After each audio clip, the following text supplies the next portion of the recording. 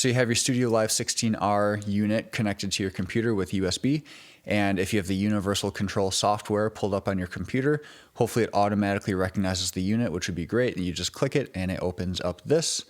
If you have the Ethernet connected to a router in the back of the unit, and then you've got an iPad running the universal control software, it looks exactly the same. Okay, so the computer and the iPad interface is exactly the same.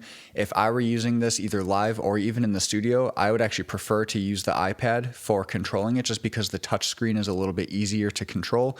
Again, the way you navigate it is exactly the same. It's just the touch screen is a little bit nicer than using like a trackpad or a mouse.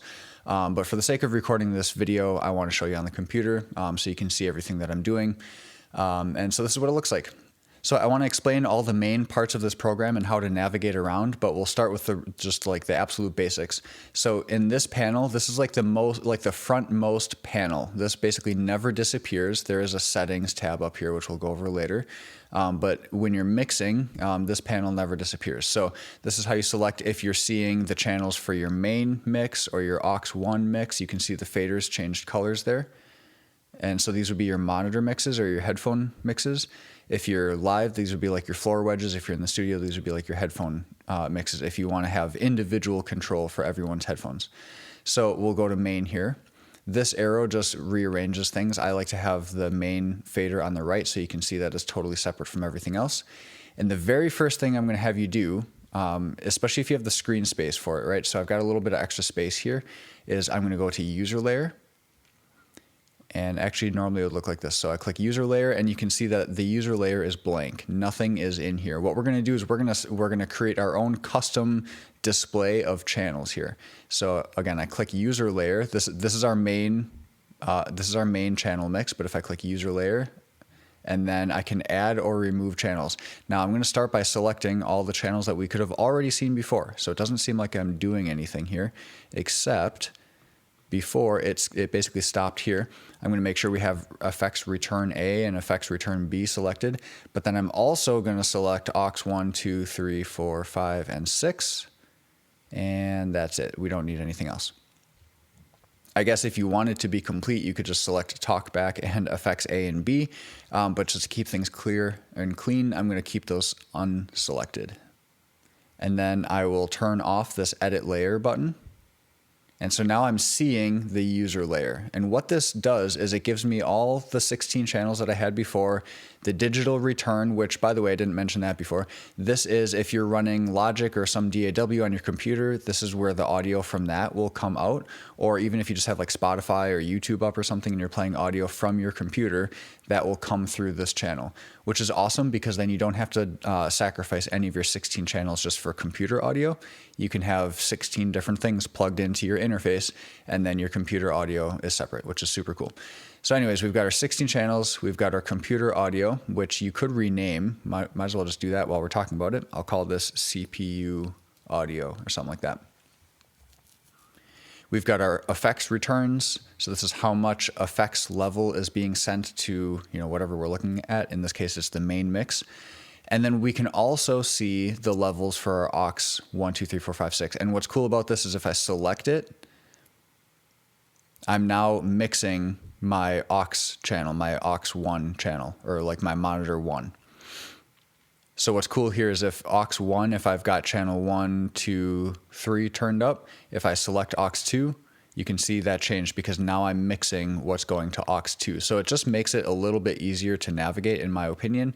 And if you have the extra screen space for it, you might as well have everything represented here.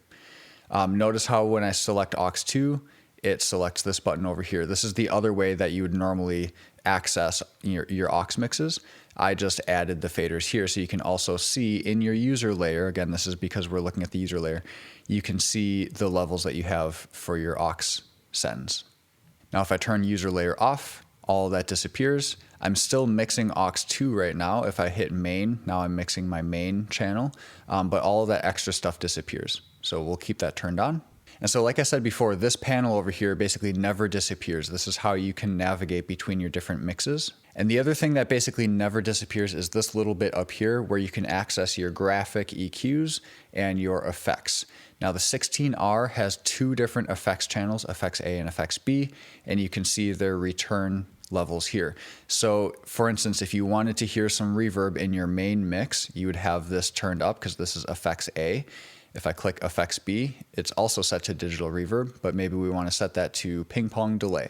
So effects A is reverb, effects B is delay, and those levels are being sent to the main mix. They are not being sent to aux 1. So if I had someone on headphones or if there's some floor wedge for aux 1 here, we do not have those effects being sent there. We could if we want. Usually you don't. But then you need to decide what is being sent to each of these effects. So remember, effects A was our reverb. And if I want to send channel 1 to effects A, I would do that here. So that would be sending maybe like a vocal channel to the reverb. And then since in my main mix I have return A turned up, you would be hearing the reverb on the vocal in your main mix. You would not be hearing the reverb on your vocal in aux 1. So that's kind of how all this routing works. So I'll go back to effects A and turn channel 1 back down. And again, this button here is how you access your effects. So if you want to change what the two effects are actually doing, that's here in effects. And GEQ is your graphic EQ. Now this is amazing. You have a graphic EQ for your mains. So this is more important for live if you're using this for live. You can EQ your mains if you need to. You can also go to your aux 1. And you can see it says aux 1 up here, and you have a graphic EQ for your aux 1. So you can ring out your monitors. If you turn RTA on, any audio going through here, you'll see bars coming up. So if you see feedback jumping, you'll see what frequency is jumping, and then you can just pull it up and down. Or well, obviously you'd be pulling it down if you're trying to get rid of feedback. This is super easy to use on the iPad. That's why I really like using the iPad. Make sure you have the graphic EQ turned on for this aux channel. Otherwise, nothing will actually happen. But you turn that on. You have the RTA turned on. You'll be able to see the bars jumping, and then you can EQ your monitor. And then you can just reset it if you need to. This would not really be useful for like a headphone mix in a studio, but super useful for ringing out monitors. And you can do this for each individual monitor. So if you have feedback problems in just one monitor, you EQ it out here. You go to the next monitor, maybe you have a different feedback issue back there. So then you turn that on, turn RTA on. Again, you'd see some bars jumping where the feedback problems are happening. And then you just pull those frequencies down, reset it if you need to. So super quick and easy. And again, that's the graphic EQ button up here. So this right side stuff, these panels basically never disappear. I think the next main thing to look at would be down here where we have the faders and everything. So you can control each individual channel level, obviously with the fader.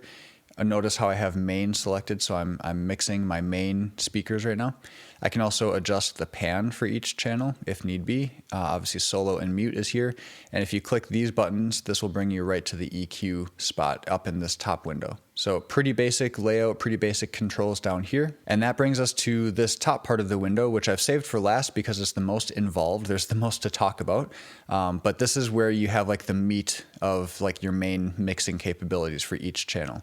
So if I select channel 1, I can double click up here and rename it. Let's say we call this vocals, or let's call this Vox 1. Maybe channel 2 we'll call Vox 2. We could go Vox 3. Maybe channel 4 is bass. Channel 5 could be acoustic. Channel 6 is electric. Maybe channel 7 is like fiddle. 8 could be kick. 9 could be snare. Channel 10 can be tom 1. Channel 11 could be tom 2. And then let's say we want stereo overheads. You can actually link two channels together so that you only have one fader controlling like a stereo pair of inputs. The problem is you have to start on an odd channel. It'll link odd to even. So I'm going to have to skip channel 12 here. But if I go to channel 13 and 14, I have channel 13 selected. If I click this link button, you can see there's no channel 14 anymore. It goes channel 13 and then channel 15. So, but it's changed it to a stereo channel. So these are panned all the way out to the sides, and you can control the width if you want it to be mono, but that would be kind of silly if you have stereo channels. So we'll have that fully out like this. So channel 13, we'll call this overheads. And you can see that we now have a left and right option up here as well. So if I click the R, this still says channel 14. So maybe I want this to be overhead right. And then I'll click L and I'll call this overhead left. And again, you can see that these are linked. Now overheads are usually condenser mics. So maybe we hit 48V to turn on the phantom power, but that only did it for the left. So I'll go to right and I'll turn phantom power on here as well. Pre is where you would set the gain. Notice how the gain is set to 17 for the right channel if I click on left, it's also set to 17. So this is going to affect the gain for both channels together. And that's how everything else works here. The EQ, compressor, everything, this is affecting this channel as a stereo pair now, which is really nice because you don't have to make each individual setting twice for each channel. You just do it once and it affects both of them together. If you had a stereo keyboard send, you could send that to channel 15 and 16, and again, link them together up here. You also have the invert, the phase polarity invert button if you ever need that. That could be good for if you had a snare top and bottom mic, for instance. And then let's get into what we have available for every channel. So I'll go back to Vox 1 or Vocal 1. We've got our pre, which is our gain setting, high pass filter, which maybe we set that to like about 100-ish. And you can see that represented in your EQ window here as well, and in the individual channel EQ window button. If you ever want to put your EQ before the compressor for some reason, you can do that by clicking these arrows. In a lot of cases, it's not going to matter that much how you have these set. Usually the EQ would go after, but there might be some applications where you want to switch them around. But let's actually start from the beginning. Before we even get into mixing anything, I've already named this channel Vox 1, but we can go into the settings and you could even color code it. So maybe we change it to yellow, and then we can create an icon here too. So we'll go to vocals and we'll do microphone.